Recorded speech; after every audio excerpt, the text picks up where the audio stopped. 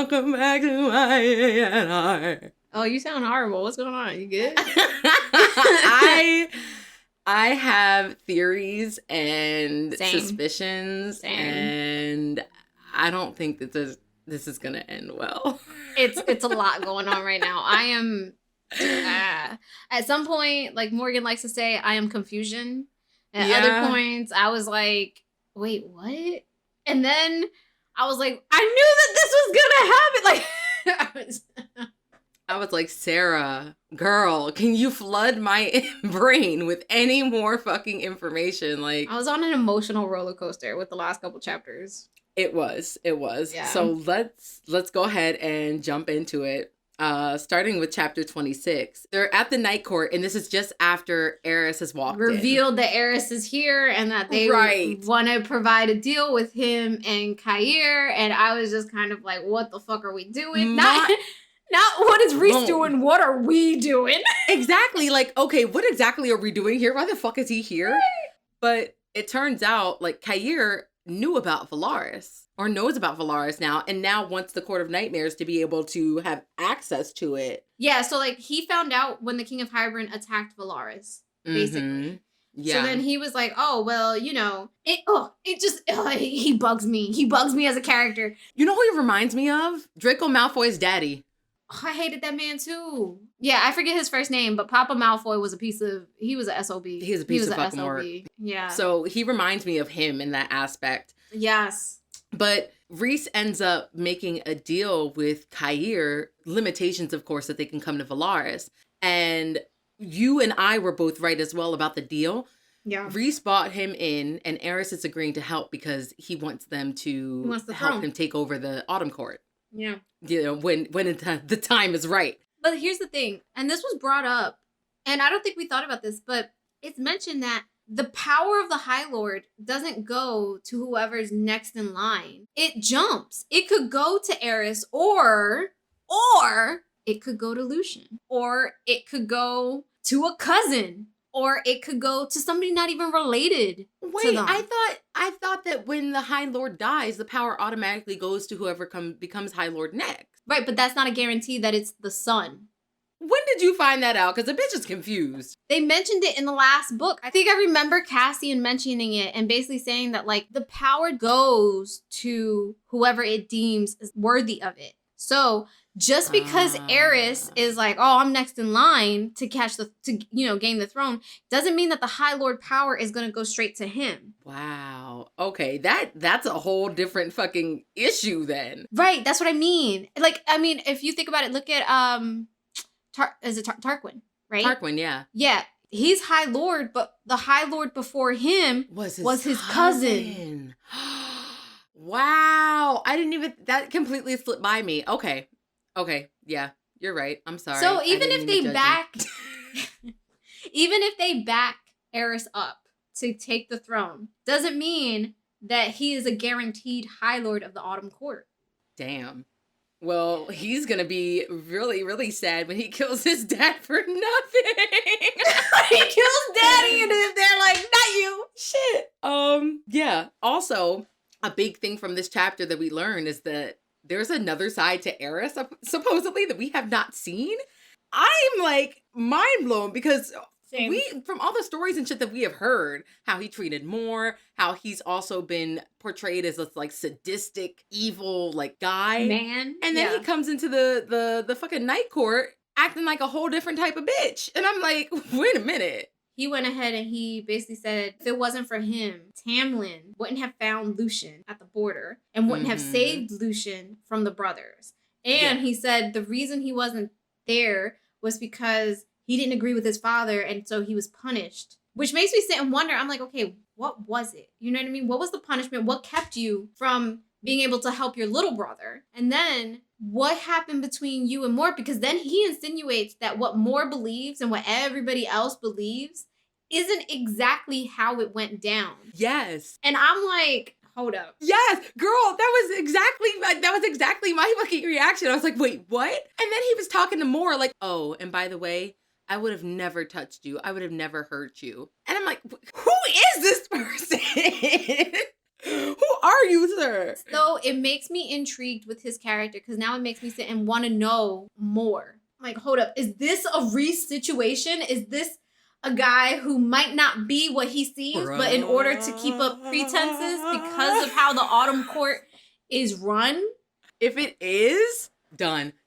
Sarah is introducing all of these new characters for us to love. Yeah. And I can only, in my heart of hearts, be like, okay, but who are you trying to replace them with? Because you're going to kill somebody. I know. Who am I going to say bye to? So then we jump into chapter 27. This was the big fight.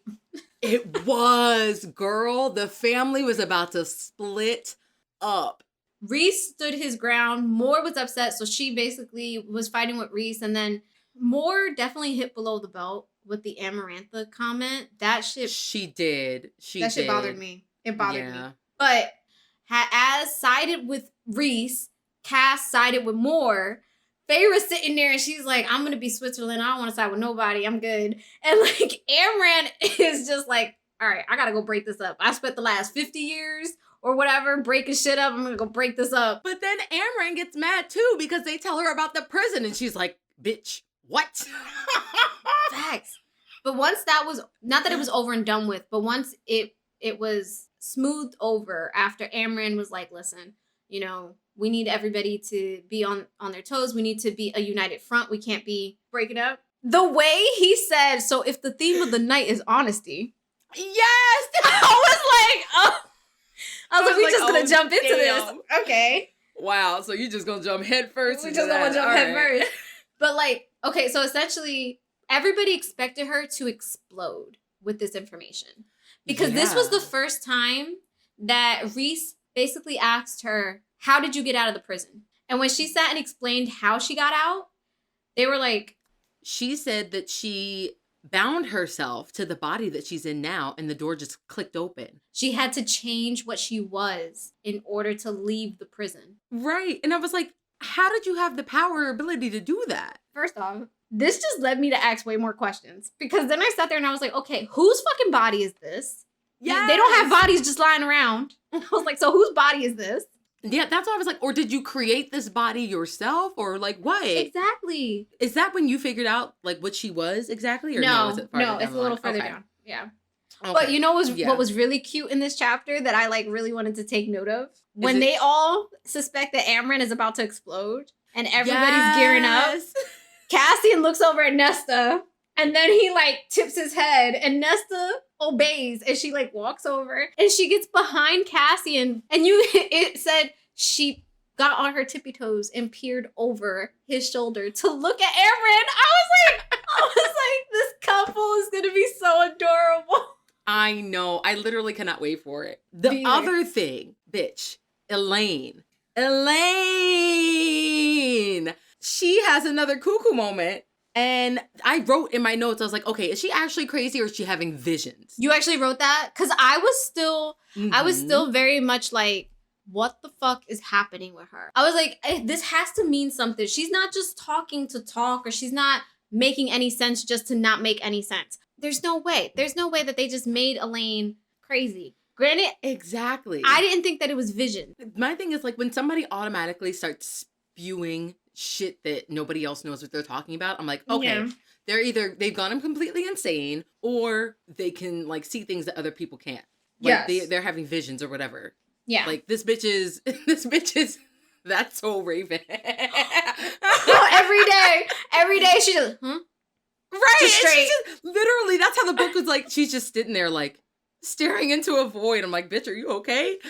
But she does say something interesting. She says, everybody thinks she's dead, but she's not. So I'm like, okay, who is she talking about? Is she talking about Princess Banana? Is she talking about Antidote? Like, who is she talking about? Because those are the two people that I know or thought for certain were dead. Right. So if these bitches make an appearance again, it's going to be a problem. Okay. Then we move on to chapter 28. Yeah, so I didn't really have a lot of notes for this. I would say the most important thing too was that they're trying to find a healer for Elain. And when she comes to assess Elain, she can't find anything. Like, she said she can't get into her mind. Yeah, so the healer basically says that, like, she's showing signs of PTSD, of trauma, but ultimately she's like, however, I can't find anything wrong with her. But she was cauldron made. So she's like, there's just a part of her that I can't get to. So everybody looks at Lucian and they're like, so? Like, you gonna get in there? You ready? Get in there? Like, oh, now you want me to speak to this bitch? They also, at the end of the chapter, find out who they received confirmations from to attend the High Lords meeting and who still has not replied. And of course, their allies, the Solar Courts, have replied and said, yes, we'll be there, but they're still waiting on everybody else. So then we move on to chapter 29. Mor and Feyre are sitting down, waiting for Lucian and Elain. Like, they're like chaperones. They're just sitting there waiting. They are. They're like sitting there pretending to look out the window. They're like, are they talking yet? No. With tea. Everybody has tea. And like, they're just sitting there and they're just kind of like, all right, is Lucian going to say something? Nobody said anything. Lucian hasn't said anything. Elain hasn't started a conversation. I love how this was a whole production, bitch. Like, everybody was on deck. Everybody had a part to play. Exactly. Except, no, everybody was there. And it wasn't okay, well, Feyre and Nesta and Elain and Lucian type of thing. This was the entire inner circle situation. Amran was there trying to teach Nesta. Nesta's trying to keep an eye on Elain and Lucian at the same time, trying to train with Amran. Rhys and Cassian's like, this is for y'all. We out. Lucian is like, I can't. He's like, I can't. It was a whole thing. What I want to make note of, the important things, Elain says that twin ravens are coming. Yeah. One black and one white. Did you pick up anything from that? At this point, I wasn't thinking of anything else. I was like, maybe this has something to do with like them winning the fight or their next task or, you know, something like that. I was literally like, there is going to be a white raven and a black raven. They're going to post up on the top of the house and you have to talk to them about something that's going on. No, seriously. I was thinking along the same lines. I was like, okay, so there's going to be these two birds. I was like, maybe they'll come from different courts. Maybe they'll come from Miriam and Draco. Like, I sat there and I was like, maybe they'll come from this. But then yeah, like I wasn't positive. Like yeah, same. Because then after that, on page 307, when Feyre is training to fly again, Azriel tells her the story of Miriam and Drake and how they escaped with their people. And bitch, yes, it's a sad story, but the girl's name is Nephelo? Nephel, I think. Nephel? Okay, yeah. But before we get to Nephel, I was like, bitch, so Moses? This is Moses. Basically. Parting the sea so that people could run through to the other side. And I'm like, Sarah, you're not slick. You are not slick. The same thing. That's exactly what I thought. I immediately thought Prince of Egypt. I was like, oh, okay. Yes. This is what we're doing. I was like, this is what we're doing. Yeah. So, like you were saying, Nephel, I believe, was the loved one of Drake's, like, army general or something like that? Yeah. So, and you noticed same-sex relationship. Yes, yep. I did. Because at first I read it and I was like, hold up. And then I read it again and I was like, oh, it definitely says she in there. Yes. And then it said Nephila is a she. And I was like, okay, so like, same-sex relationship. Yeah. I'd like to see them in the book if we ever get to it. Yeah, so basically it was modeled, I'm assuming it was modeled after the Moses story, parting of the sea, to get their people to the other side before the soldiers got to them. And it just so happened Miriam was wounded, and Nephila, who did try to become a soldier, but was actually too small and her wing was deformed. She realized Miriam is hurt towards the end of the other side, so she goes to save her, and for whatever reason, at the very, very end, she is able to pick up Miriam, who weighs way more than her, and fly her out, actually use her wings, fly her out, and is able to get her to the other side. And, like, basically, Azriel told this story to Feyre as a way to, like, be like, look, we now, me, Cass, and Rhys, we now live by this philosophy that we call, I can't say her name. The Nephel rule or syndrome or something and like it's that? Basically, it what it is just, we're going to do everything we can till the very last possible moment because you don't know what the outcome could be at that very end from all the hard work you've done.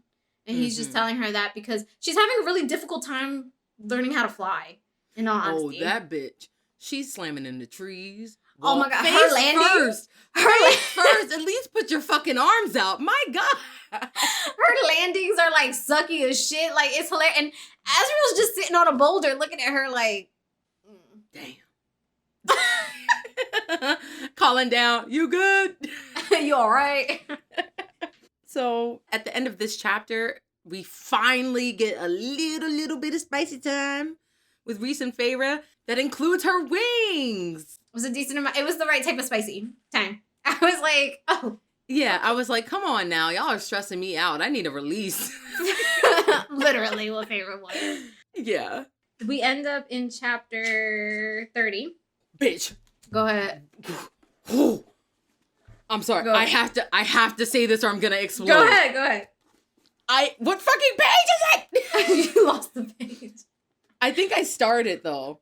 Okay, yes. So at breakfast, basically, Elain actually looks at Cassian and speaks to him. And she's like, oh, you're the one from the Hybern court. You were like bleeding and your wings were shredded and everything. And we were like, first of all, Elain, you did not have to bring up that picture again. Just say that you were at the Hybern court. Like, you're being a real bitch right now.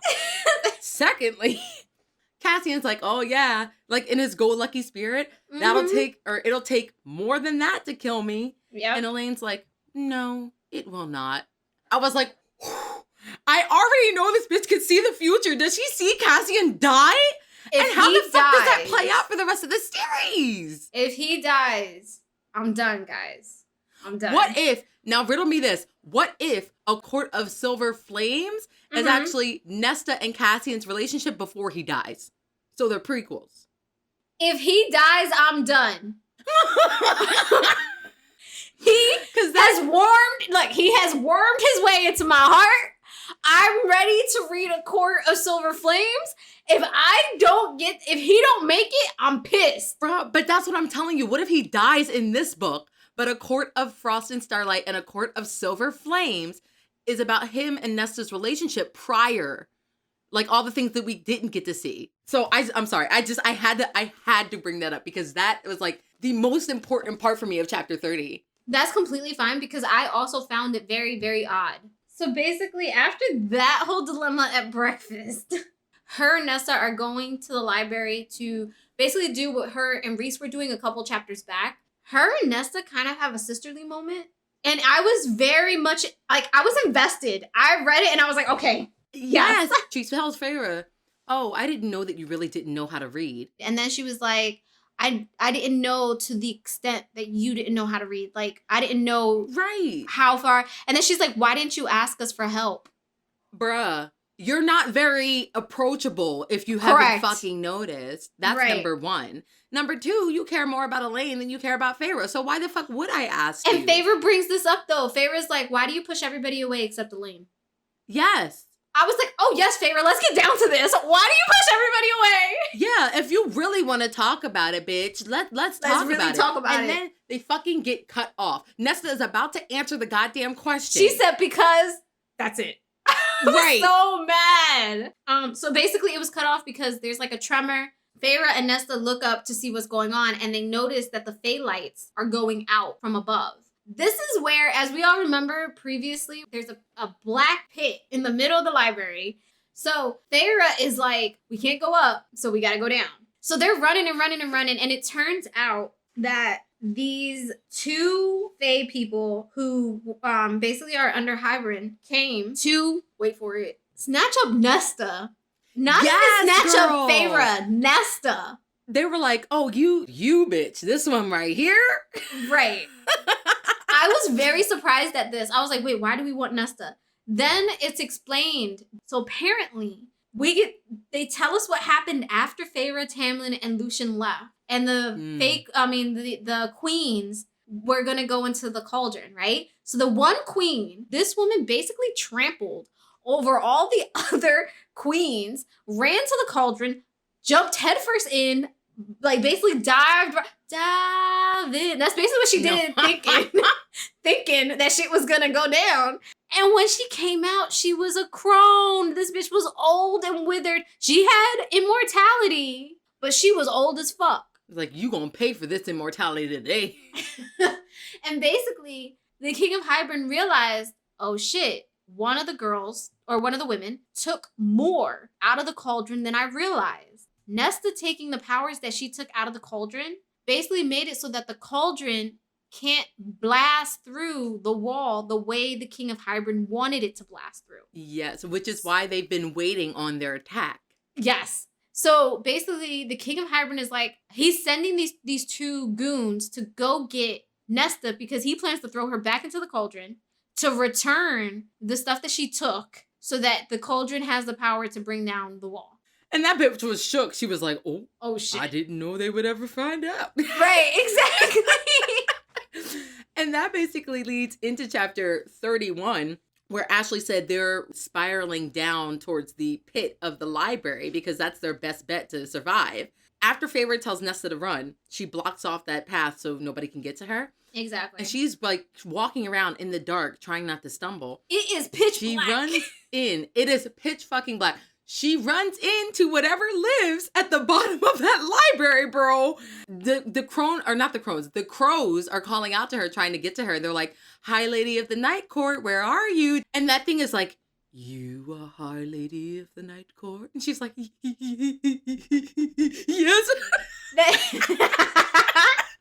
But you know what's really funny? The funny thing is that earlier on she tells the crows like, you're gonna regret coming to my house.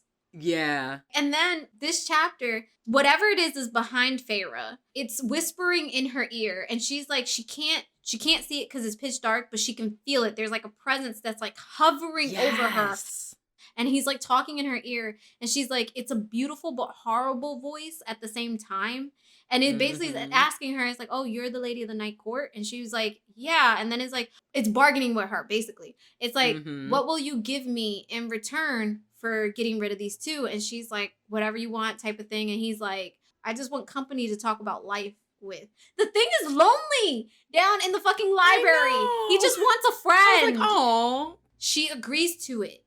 And immediately she feels like a tingle on her arm. And she remembers Rhys saying, all bargains in my court are deemed with a tattoo.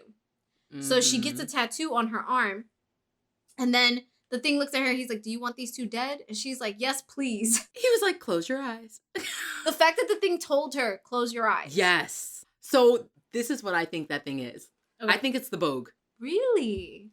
I do, because you're not supposed to look at it. When Rhys and Cassian come in later, after that thing is like, it shredded them, and Rhys comes in to finish the job, and Cassian comes in to take them away.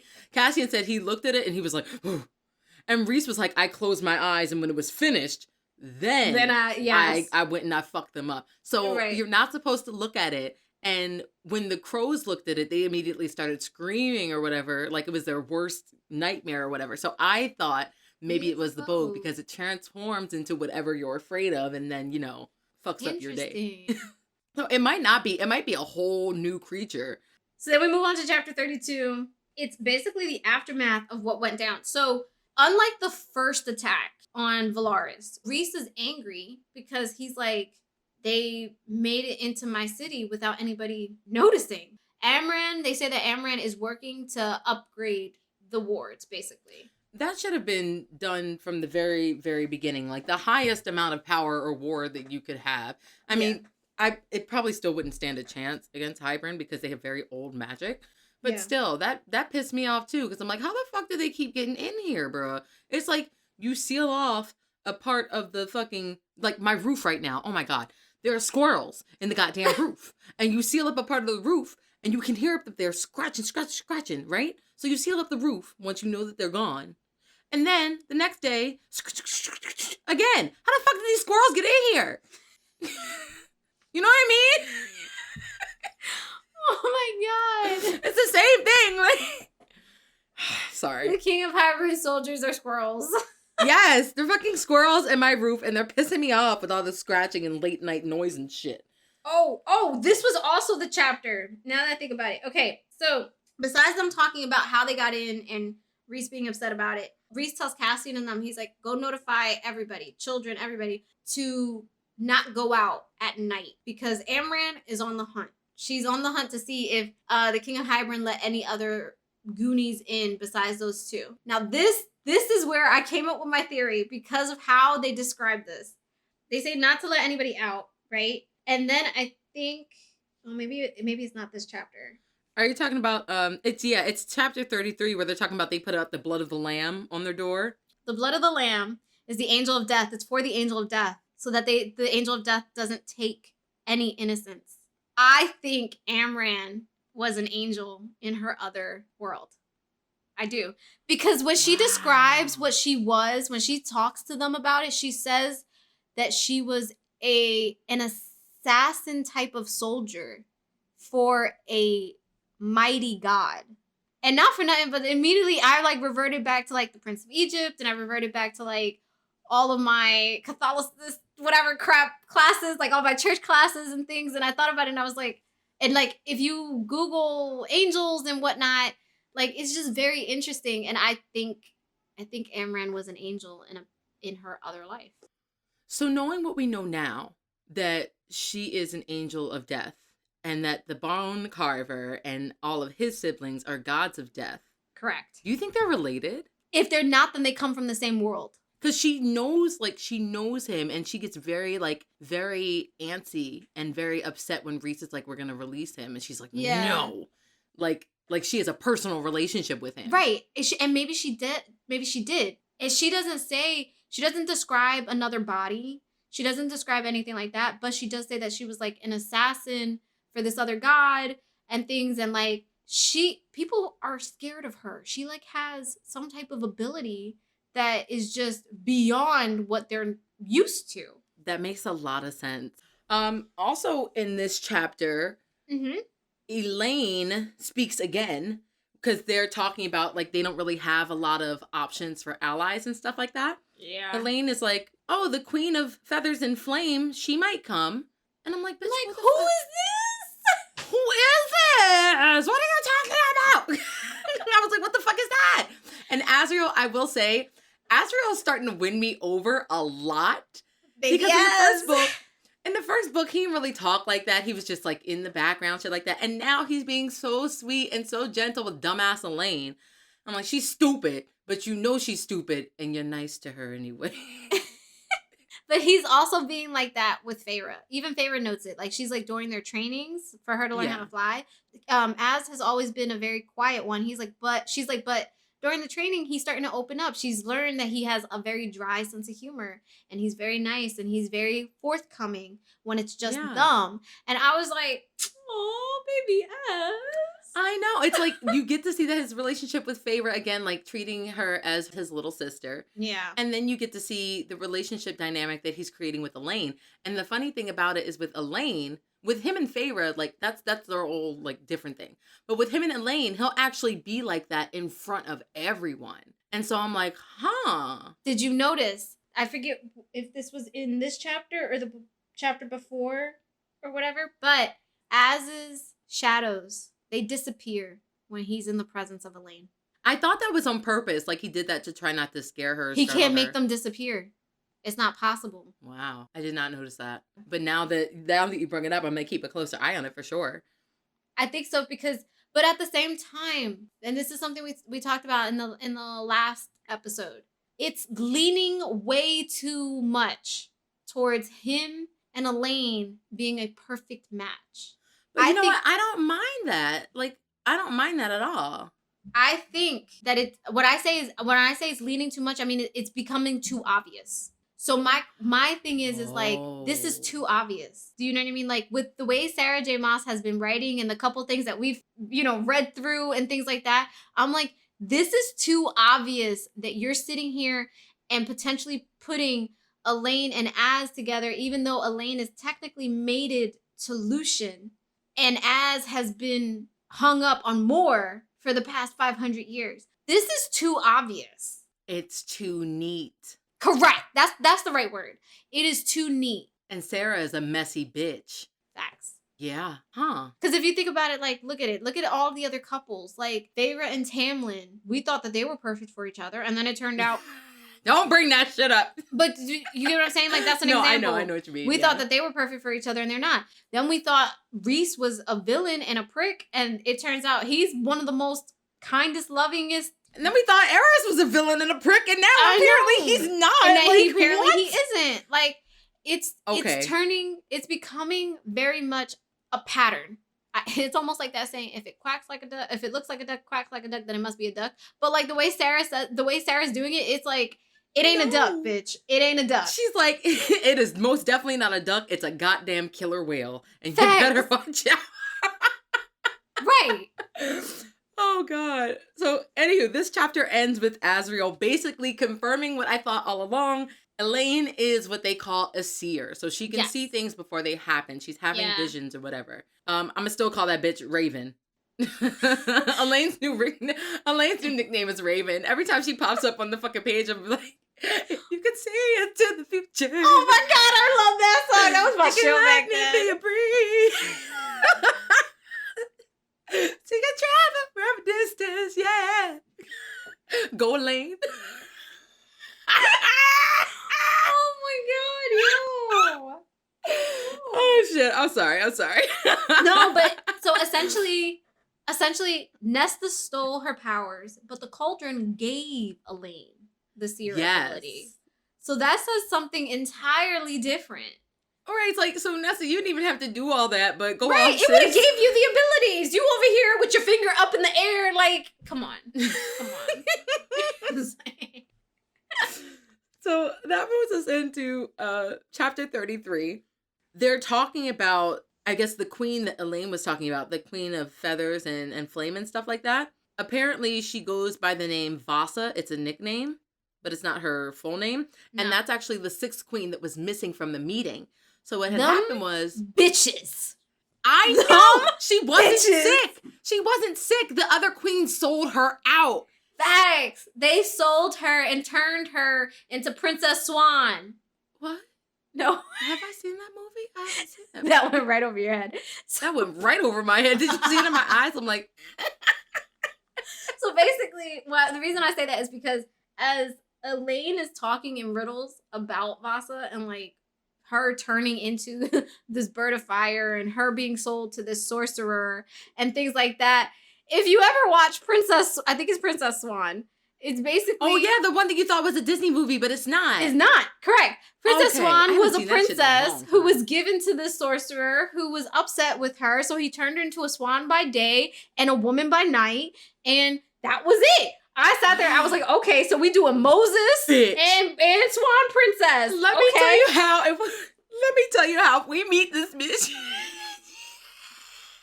We meet this bitch and she's a bird. I'm gonna be so upset.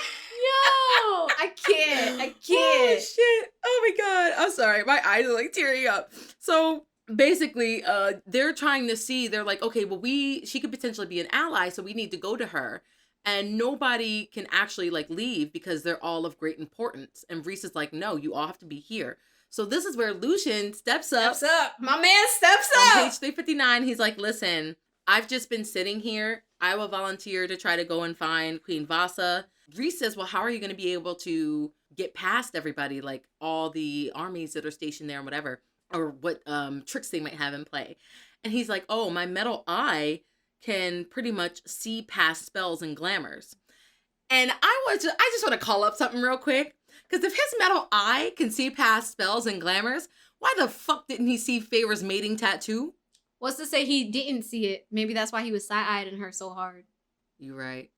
But he didn't say anything. But then why was he so surprised when he was like, oh, we're mates?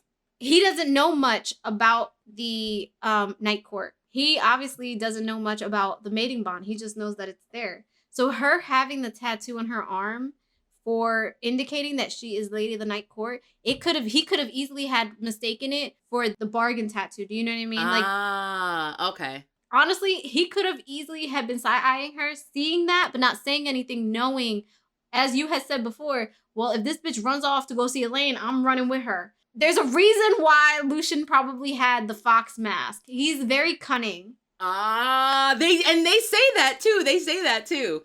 Okay, that makes more sense because I was like, bitch, you got a loophole here. I felt so bad for him though, because he was like, well, I can't go back to the autumn court and I can't go back. He was about to call the spring court home and he's like, the spring court. And I was like, oh, Lucien. You have a home here, Lucien. Be grateful your ass isn't out on the street. Goddamn. I'm sorry. I'm learning to love and trust Lucian again. After everything is all said and done, Nesta actually leaves to go upstairs, and it's the first time that she has ever allowed Lucian and Elain to be alone, which is saying a lot. Facts. So I think he gained a little bit of respect from Nesta after he volunteered to go out and find the 6th queen, Vasa. Not only did Nesta leave, everybody else went to go do their own thing.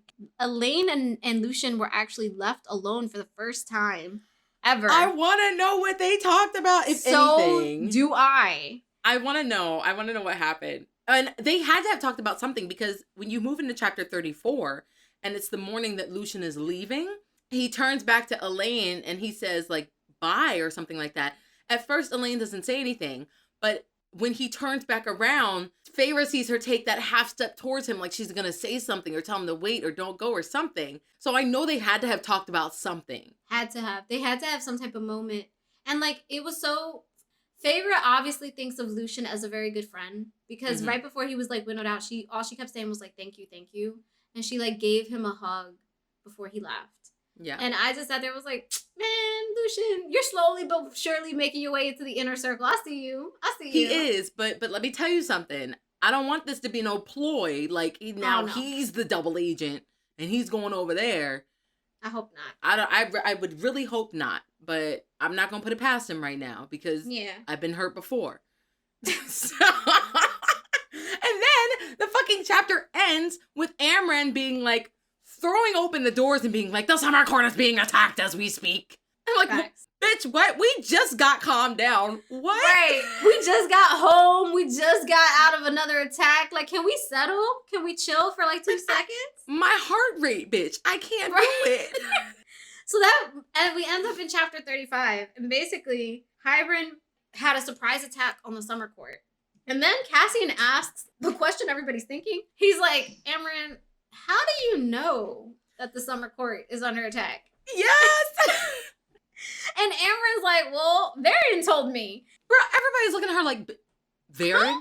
The person that sent you the necklace? Varian? I called it the moment that she received the necklace. Bruh. I was like, he in it to win it. He's there for her. Damn sure fooled me, because I did not. I was like, oh, they have like this like awkward thing, but they're not like, talking to each other. Apparently, I was so wrong. I guarantee you that they are talking, because Cassian looks at her and he's like, why would he send you this? And she was like, well, that's what friends do. And I was like, okay. Yeah, right. Little special friends, of course. You've been taking some late night trips to the summer court, haven't you, Amren?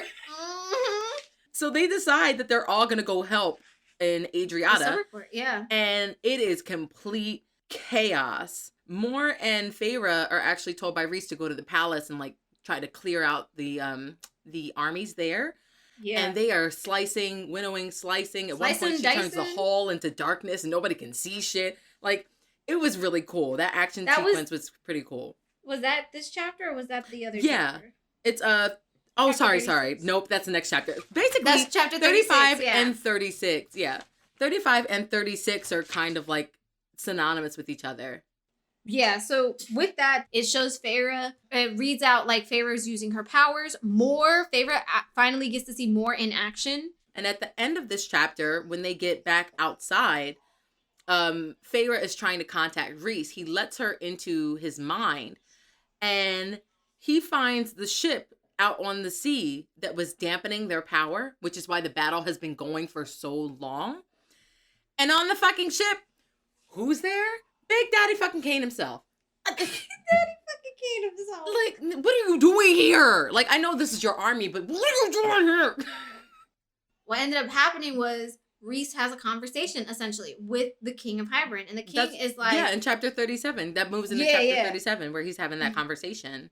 Exactly. And like, oh my god, the King is the fucking dickhead. He a dickhead. He gonna bring up Amarantha. He's gonna bring up the assault. He's gonna bring up all of that. And I was just like, can we kill this man? Rhys handled it very well, even though he was boiling inside, girl. But it was the, when I'm done with her, maybe I'll give her to Tamlin comment for me. I was like, this is it. I was like, this is the comment that's gonna make my man's explode. Oh my God, I wish that he would, but it didn't matter anyway because we find out that the King of Hybern pulled a goddamn Loki and was projecting himself on the boat. He wasn't even the fuck there.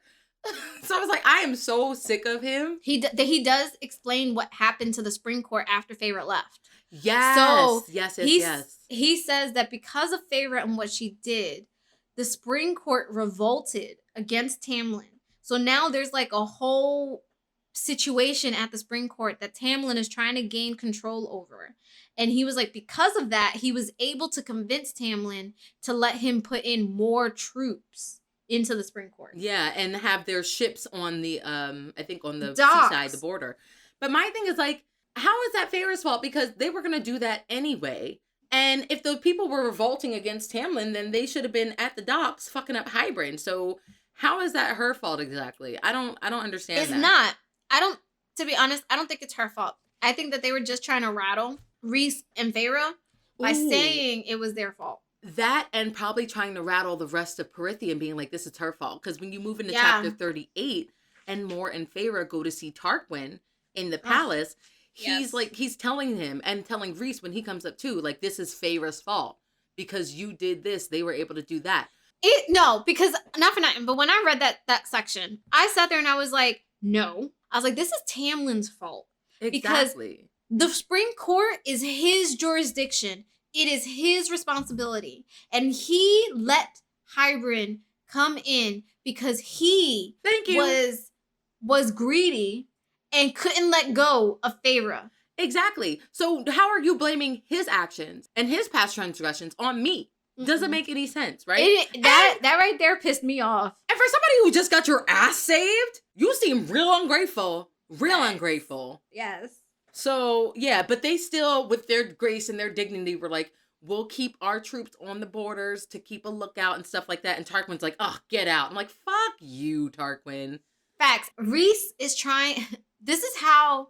It was really funny because I feel like this is how the roles were reversed. Because usually Rhys is very calm, doesn't show any type of emotion, nothing. And he's like, all right, well, if you want us out, we out. We leave and bye. But this time around, it was Feyre who was like that. And Rhys was the one that stood back and was trying to talk to Tarquin and was like, we didn't want to steal from you.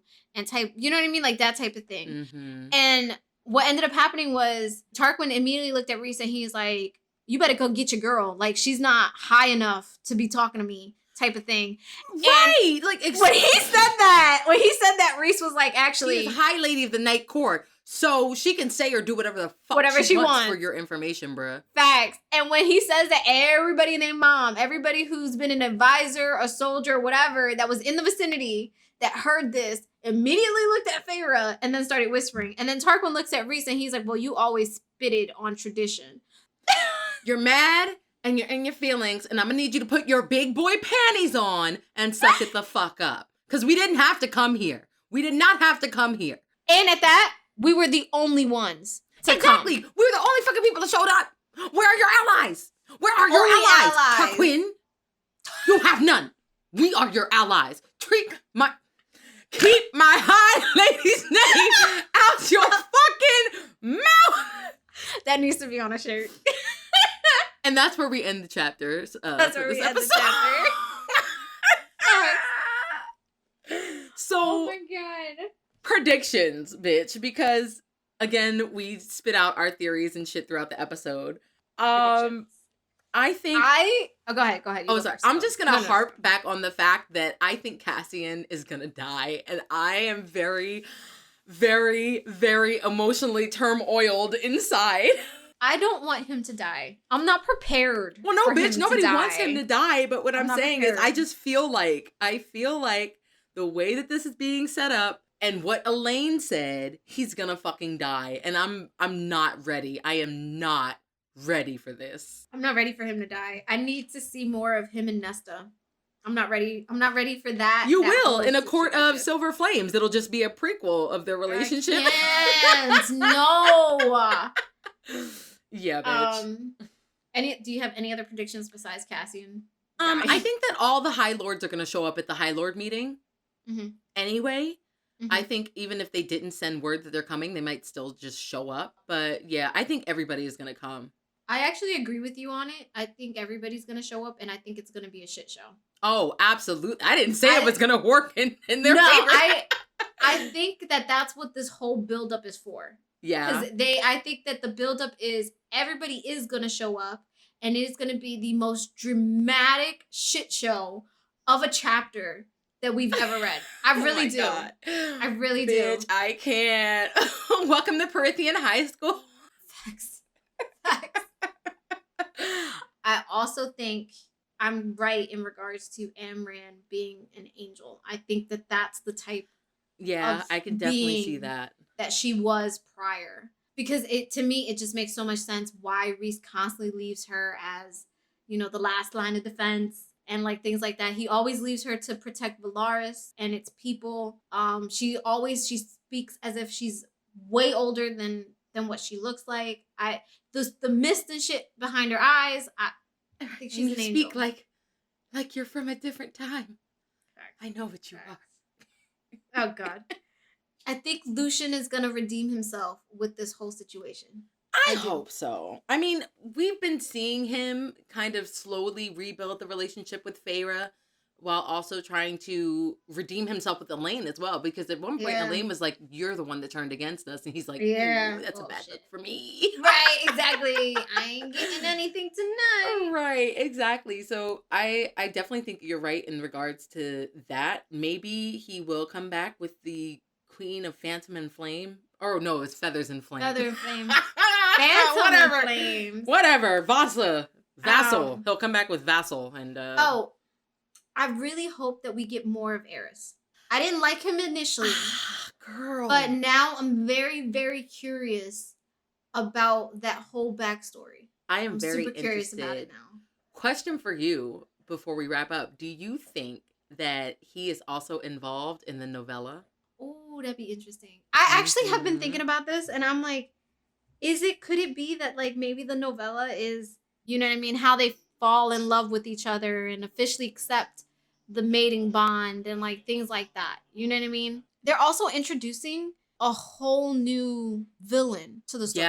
Yeah. With Vasa and her situation and this sorcerer. At first, it was Amarantha all the way. Then it turned out Amarantha wasn't the evilest thing. It's King Hybern. Now we in with King Hybern, and I'm like, okay, great.